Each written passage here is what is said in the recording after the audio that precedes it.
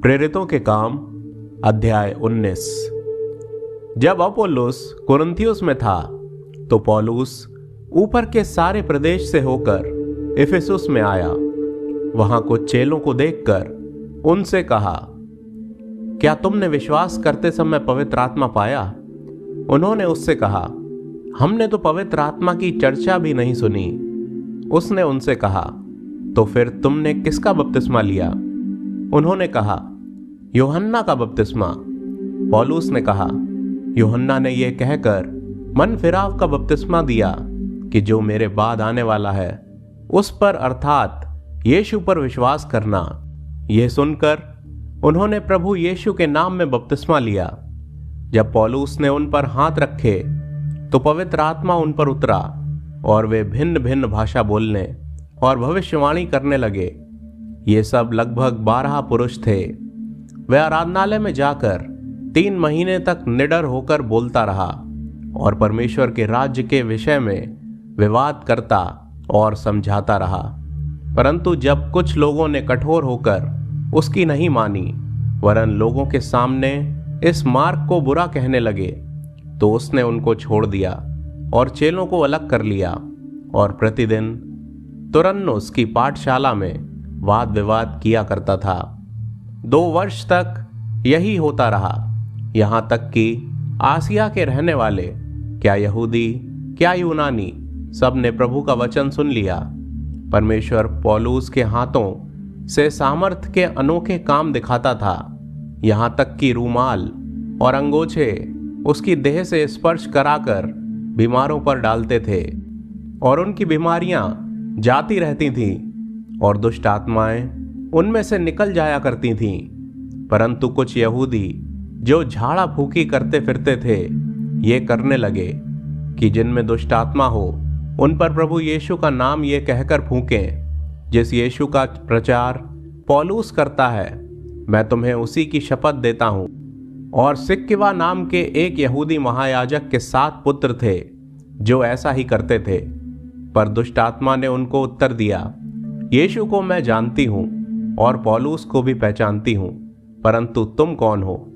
और उस मनुष्य ने जिसमें दुष्ट आत्मा थी उन पर लपक कर और उन्हें वश में लाकर उन पर ऐसा उपद्रव किया कि वे नंगे और घायल होकर उस घर से निकल भागे। ये बात इफिसुस के रहने वाले सब यहूदी और यूनानी भी जान गए और उन सब पर भय छा गया और प्रभु यीशु के नाम की बढ़ाई हुई। जिन्होंने विश्वास किया था उनमें से बहुतेरों ने आकर अपने अपने कामों को मान लिया और प्रकट किया। जादू करने वालों में से बहुतों ने अपनी अपनी पोथियां इकट्ठी करके सबके सामने जला दी, और जब उनका दाम जोड़ा गया तो 50,000 चांदी के सिक्कों के बराबर निकला। इस प्रकार प्रभु का वचन बलपूर्वक फैलता और प्रबल होता गया। जब ये बातें हो चुकी तो पौलुस ने आत्मा में ठाना कि मकिदुनिया और अखाया से होकर यरूशलेम को जाऊं, और कहा, वहां जाने के बाद मुझे रोम को भी देखना अवश्य है। इसलिए अपनी सेवा करने वालों में से तीमुथियुस और इरास्तुस को मकिदुनिया भेजकर आप कुछ दिन आसिया में रह गया। उस समय उस पंथ के विषय में बड़ा हुल्लड़ हुआ, क्योंकि देमेत्रियुस नाम का एक सुनार अर्तेमिस के चांदी के मंदिर बनवाकर कारीगरों को बहुत काम दिलाया करता था। उसने उनको और ऐसी ही वस्तुओं के कारीगरों को इकट्ठा करके कहा, हे मनुष्यों, तुम जानते हो कि इस काम से हमें कितना धन मिलता है। तुम देखते और सुनते हो कि केवल इफिसुस ही में नहीं, वरन प्रायः सारे आसिया में ये कह कहकर इस पौलुस ने बहुत से लोगों को समझाया और भरमाया भी है कि जो हाथ की कारीगरी है वे ईश्वर नहीं। इससे अब केवल इसी बात का ही डर नहीं है कि हमारे इस धंधे की प्रतिष्ठा जाती रहेगी, वरन यह है कि महान देवी अर्तेमिस का मंदिर तुच्छ समझा जाएगा, और जिसे सारा आसिया और जगत पूजता है उसका महत्व भी जाता रहेगा। वे ये सुनकर क्रोध से भर गए और चिल्ला चिल्ला कर कहने लगे, इफिसियों की अर्तिमिस महान है।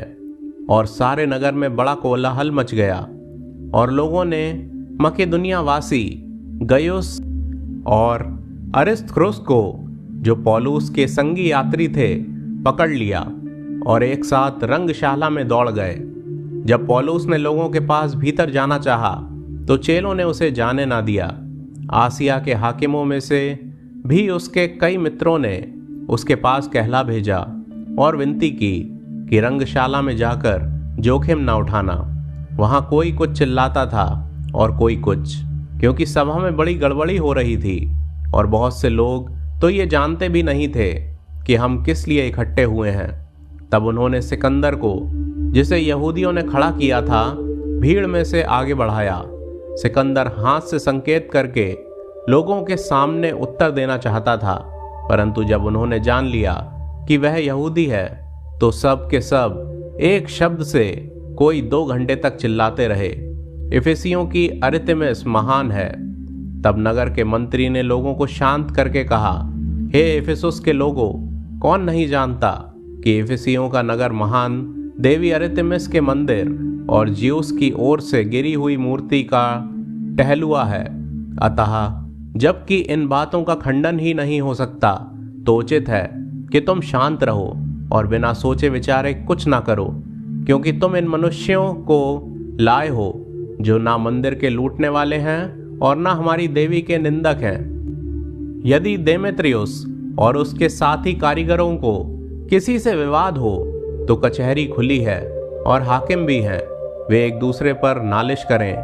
परंतु यदि तुम किसी और बात के विषय में कुछ पूछना चाहते हो तो नियत सभा में फैसला किया जाएगा, क्योंकि आज के बलवे के कारण हम पर दोष लगाए जाने का डर है, इसलिए कि इसका कोई कारण नहीं और हम इस भीड़ के इकट्ठा होने का कोई उत्तर ना दे सकेंगे।